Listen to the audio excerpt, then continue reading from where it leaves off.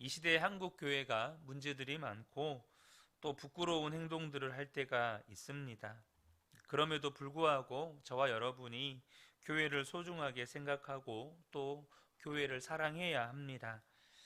왜냐하면 교회는 주님이 십자가의 피값으로 사신 주님의 신부이고 또 주님의 몸으로 주님의 몸된 지체인 우리에게는 신앙에 결정적인 영향을 주는 공동체이기 때문이죠. 그러니까 교회가 무너지면 저와 여러분의 신앙에도 엄청난 타격이 오게 되는 것입니다. 주님의 몸된 교회를 사랑할 때 우리는 예배할 때마다 기쁨이 있고 또 기대가 있고 감격과 은혜가 있게 되는 것이죠. 교회를 사랑한다는 말이 무슨 의미입니까? 교회를 사랑한다는 말은 교회의 아픔이 무엇인지를 아는 것입니다. 그 교회의 아픔을 내 것으로 생각합니다. 부족한 것은 자기가 어떻게든 메꾸려고 하고 문제가 있다면 어떻게든 풀어가려고 하죠. 좋은 교회를 세우신 분, 아름답고 건강한 교회를 세우시는 분은 분명 주님이십니다. 우리가 세울 수 있는 것이 아니죠. 그러나 그럼에도 불구하고 우리가 할 수 있는 것이 있습니다. 그것은 주님이 사랑하시는 교회를 나도 사랑하는 것이죠.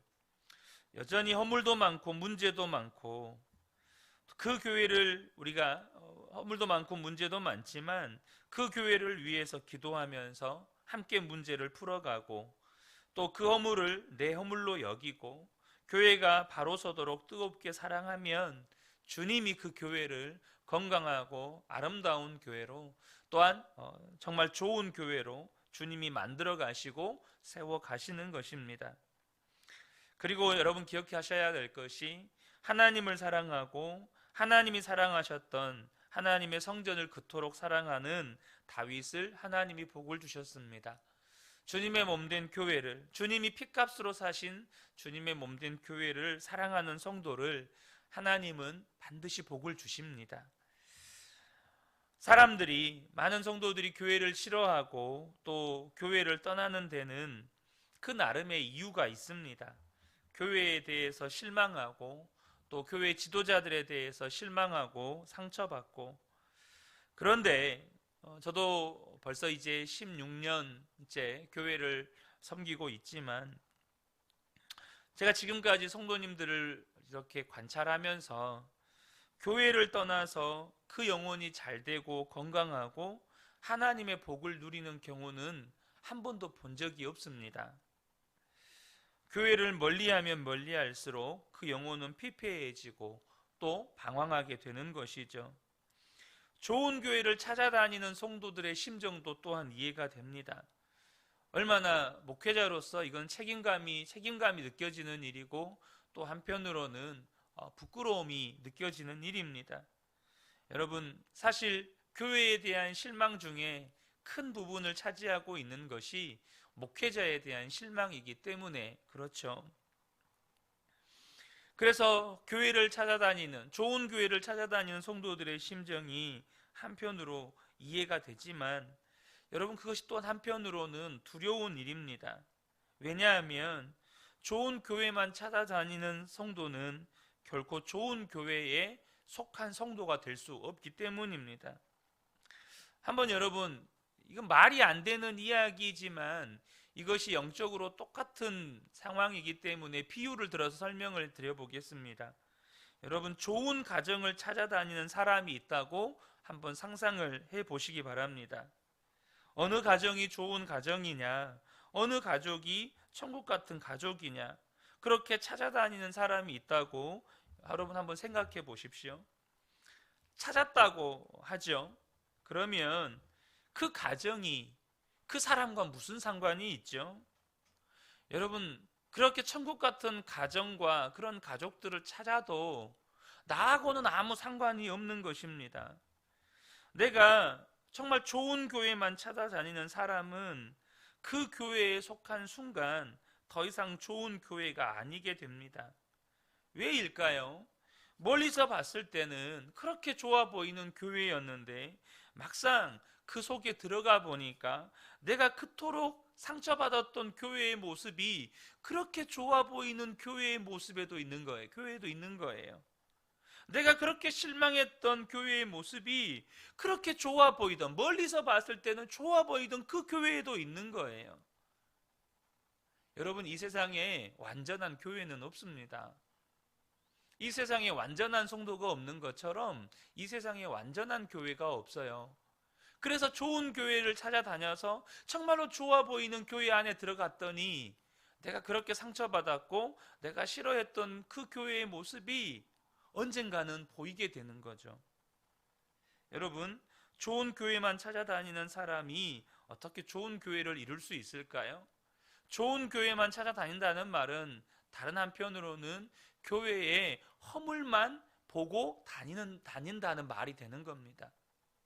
이 교회는 이게 문제고 저 교회는 저 교회 문제고, 그러니까 그 문제가 없는 교회를 찾아다닌다는 말은 계속해서 내 눈에는 교회의 허물들만 보인다는 이야기예요.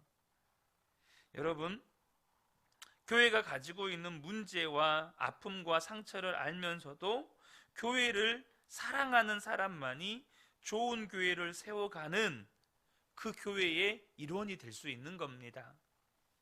이 시대에 한국 교회에 대해서 실망한 세상 사람들이 정말 많습니다. 교회를 다니는 성도들조차도 교회에 대해서 실망한 성도들이 많습니다. 한국 교회에 희망이 있을까라는 생각마저 듭니다. 영적으로 정말로 어둡다는 생각이 들어요. 그런데 여러분, 예수님이 이 땅에 오실 때 이스라엘의 영적 상태가 어떠했는지 아십니까? 400년 이상 하나님의 계시가 임하지 않았던 영적 암흑 시기였습니다. 구약의 말라기 선지자 이후에 하나님께서 400년 동안 말씀을 이스라엘 백성들에게 하시지 않은 거예요. 완전히 영적으로 암흑기였습니다. 예루살렘 성전에는 헤롯 성전이라는 괴물 같은 건물이 들어섰습니다. 예수님이 채찍으로 휘둘러 다 쫓아내야 할 정도로 제사는 제사장들의 탐욕의 도구가 되어버렸습니다. 그랬던 때에 예수님이 오신 것입니다. 우리에게 교회를 사랑해야 한다는 메시지가 언제 필요할까요? 교회가 가장 비참해 보일 때, 문제투성이일 때, 교회가 가장 상처투성이일 때, 그때 여러분, 저와 여러분이 교회를 사랑해야 한다는 메시지를 들어야 합니다. 여러분, 지금 한국 교회를 보면 어떻습니까? 상처투성이 아닙니까? 문제투성이 아닙니까? 여러분, 교회가 지금처럼 비참해 보일 때가 없었던 것 같습니다. 그러므로 저와 여러분이 교회를 위해서 기도하셔야 합니다. 이것은 단지 우리 교회를 위해서 기도하자는 말이 아닙니다. 한국 교회를 위해서 기도해야 합니다. 어떤 분들은 이 말씀이 별로 특별하게 다가오지 않는 분들도 계실 것입니다. 내가 지금 한국 교회를 위해서 기도할 처진가? 정말로 내 코가 석잔데. 여러분, 하지만 해야 합니다. 여러분, 한국 교회를 위한 기도가 없으면 한국 교회에 소망이 없는 겁니다. 오늘도 6절과 7절에 다윗이 이런 기도 요청을 합니다. 예루살렘의 평화가 깃들도록 기도하여라. 예루살렘아, 너를 사랑하는 사람들에게 평화가 있기를, 내 성벽 안에 평화가 깃들기를, 내 궁궐 안에 평화가 깃들기를 빈다 하여라. 예루살렘은 수많은 강대국들의 공격을 받았던 도시입니다. 가나안 땅이 경제적으로, 군사적으로 굉장히 중요한 전략적 요충지이기도 했지만, 예루살렘 성전이 하나님이 임재하신 성전이기에 마귀가 그것을 무너뜨리려고 그렇게 발악을 했는지도 모릅니다. 여러분, 다윗은 일평생 전쟁터에서 살았습니다. 여러분, 그래서 다윗은 그 전쟁의 비참함을 누구보다도 잘 아는 사람이죠. 그러다 보니 다윗이 절절히 예루살렘의 평화를 위해서 기도해 달라고 요청하는 겁니다. 여러분, 그런데 한국 교회가 똑같습니다. 한국 교회를 무너뜨리려고 마귀가 정말로 발악을 합니다. 한국 교회가 문제가 많다, 한국 교회가 정말로 상처투성이다, 한국교회가 소망이 없다, 그렇게 말들을 많이 해도 이 아시아권에서 한국교회 같은 교회들이 없습니다. 일본 교회, 중국 교회, 아시아에 있는 모든 교회들에게 지금도 여전히 은혜의 통로의 역할을 하고 있는 교회가 한국 교회입니다. 그러니 한국 교회는 마귀의 눈에는 정말로 가시 같은 존재죠. 아무런 허물이 없어도 한국 교회를 무너뜨리려고 역사할 텐데, 지금처럼 문제가 많고 허물이 많고 상처가 많은 한국 교회를 보면 마귀가 얼마나 좋아하겠습니까? 수많은 사람들이 교회를 떠나고 다시는 교회에 다니고 싶어 하지 않아 하는 그런 시대로 들어가고 있습니다. 이런 상황에서 우리가 할 수 있는 게 뭐가 있습니까? 정말로 교회를 위해서 진실하게 기도하는 것이죠. 내 교회, 남교회가 없습니다. 여러분, 저와 여러분이 아셔야 합니다. 우리는 주님 안에서 다 하나가 된 교회입니다. 그러니까 우리 교회의 허물, 다른 교회의 허물이 없는 겁니다. 여러분, 한국 교회의 모든 허물은 우리 교회의 허물입니다. 여러분, 그 교회의 허물이 아니에요. 그렇기 때문에 여러분, 우리가 몸에 병들면 어떻게든 병원에 가서 나으려고 애를 쓰지 않습니까? 마찬가지입니다. 한국교회가 혹은 어떤 큰 교회가 혹은 이웃교회가 여러분 어떤 문제로 병들어 있으면 우리가 그 병 낫기를 위해서 여러분 몸부림치는 것처럼 우리도 함께 기도해야 하는 거죠. 여러분, 교회를 위해서 기도하는 사람이 없으면 교회는 정말 무너지는 것입니다. 여기서 교회를 사랑하는 마음이 드러나는 것입니다. 이렇게 교회의 외부적인 공격도 큰일이지만 더 심각한 문제는 교회 안에서 성도들 사이에 분열과 다툼이 일어나는 것입니다. 그래서 교회 안의 평화가 정말로 대단히 큰 기도 제목입니다. 어떤 분은 잘하자고 싸우는 분들도 있습니다. 여러분, 교회 안에서 괜히 싸움이 있습니까? 좀 잘해보자 하는 거 아니겠습니까? 예배 똑바로 드려보자는 겁니다. 봉사 제대로 해보자는 겁니다. 좀 우리가 하나 돼 보자는 겁니다. 그런데 다 교회가 잘 되자고 서로 주장하다 보니 그렇게 다툼도 생기는 거죠. 하지만 여러분, 우리가 주님의 마음을 생각하실 수 있어야 합니다.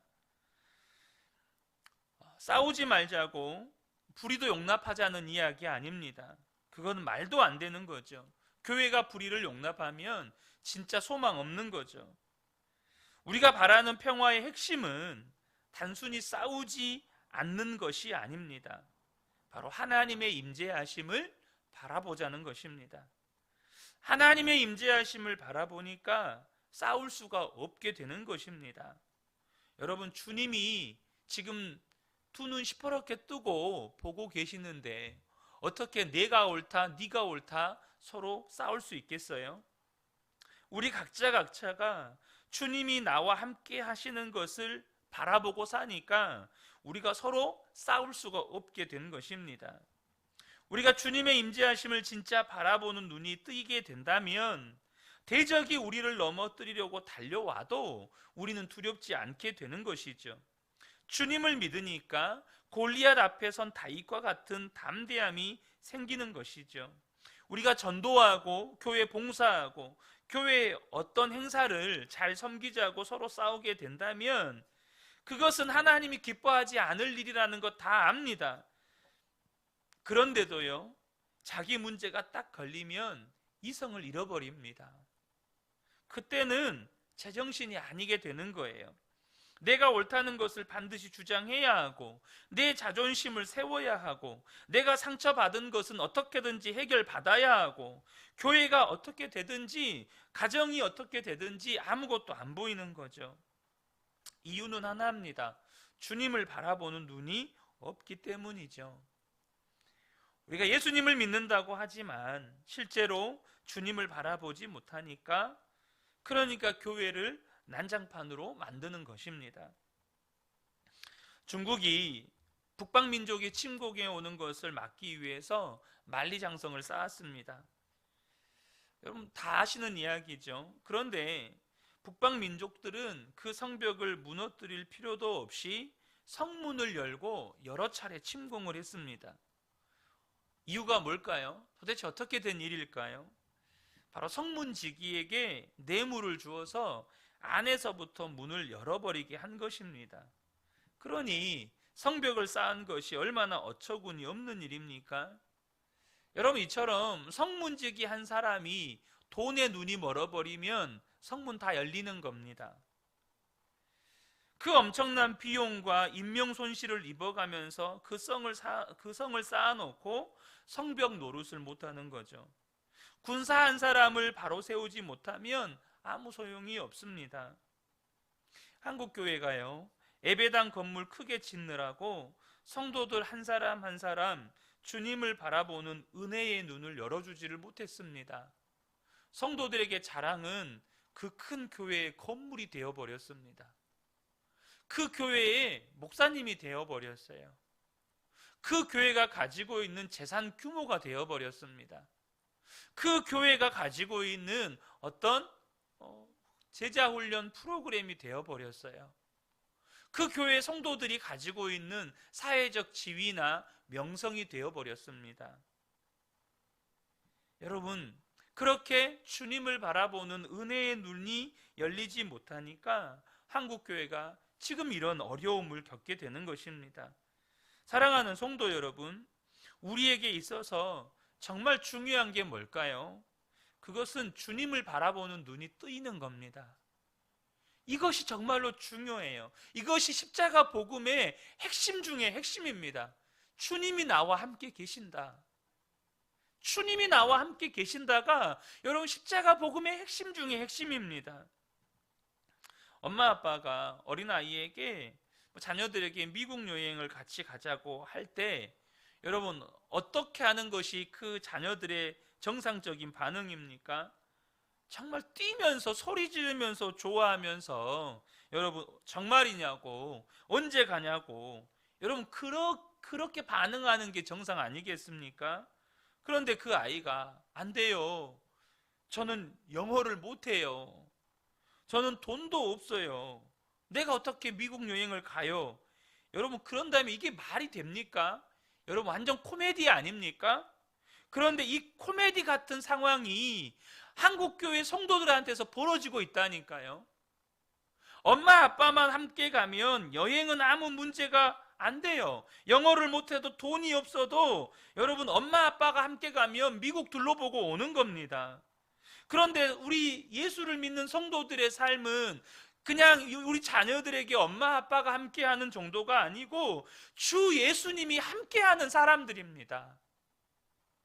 주 예수님이 그것도 우리 속에서 함께하는 사람들이 바로 예수를 믿는 성도들이에요.